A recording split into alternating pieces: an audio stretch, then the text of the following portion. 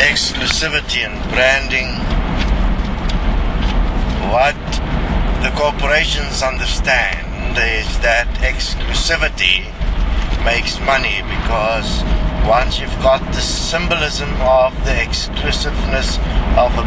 brand accepted as a belief within the consumer, then the consumer always go back and keep to their faith and buy the same product. Therefore, the key in branding and exclusivity is to brand the consumer with your brand, so that the symbol inside, which is the brand, the mark, is the mark that represents your product. This mark then exists interdimensionally within the being as a resonant symbol, which then direct the being's actions. Fascinating to watch how the organic robot then will buy the brand that it was branded with, and thus follow the faith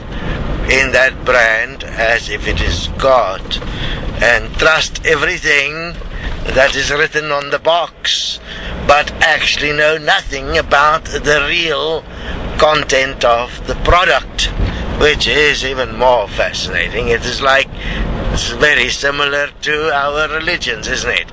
Everybody trusts in God, but nobody knows the real content of God and what's really going on, because it's a pre-programmed symbolic design that holds the faithful in place, and the moment you go out of place, you go into a frequency experience that you call fear. What actually happens is that you are not sounding your symbolic resonant symbol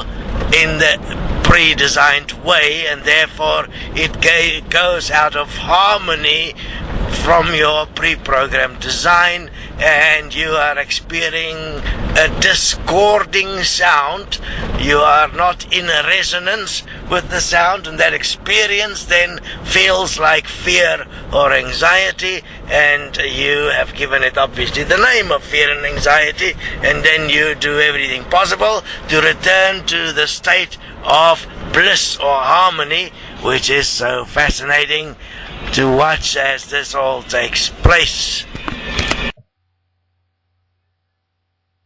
So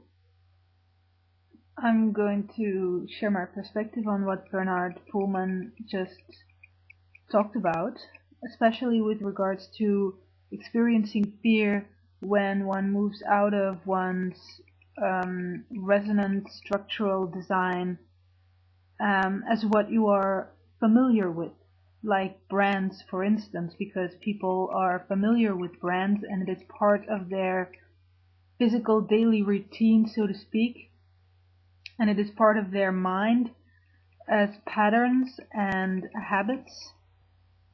So when you are unable to perform those patterns or habits, for example, when you move from to a different town or to a different school, and you are faced with new people and a new place, one would mostly experience fear because it's unusual and unfamiliar. So it's not part of one's resonant structural design. And then one would go and search for ways to form new patterns and to have new habits that one is familiar with, that one can then move through in one's reality. And what I noticed is that this is actually the same with equal money, that beings will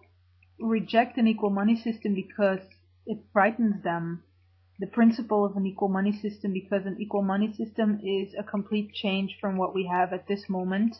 And even though it will be change for the better and anyone is able to see this if one investigates the equal money system, still beings will react with fear and mostly hate, coming from fear, wherein they attack the equal money system, and they attack people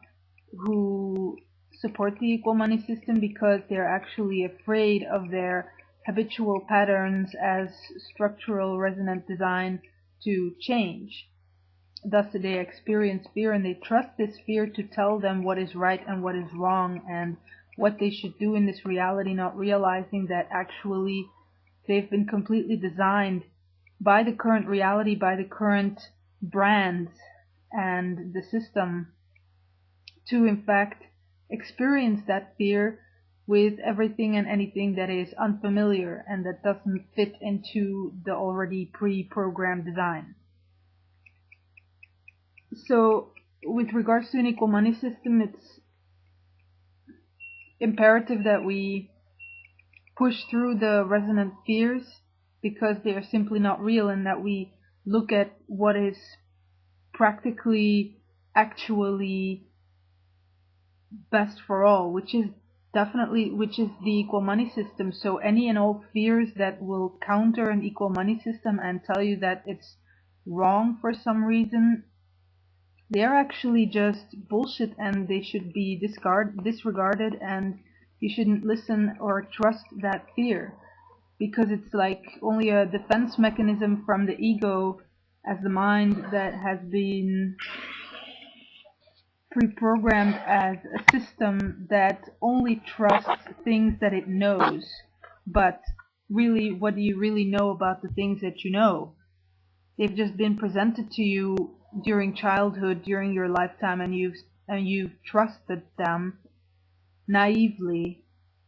faithfully. You've trusted everything that's been presented to you, and now it's become part of who you are as your resonant design, as a system, as the mind. Okay, thanks.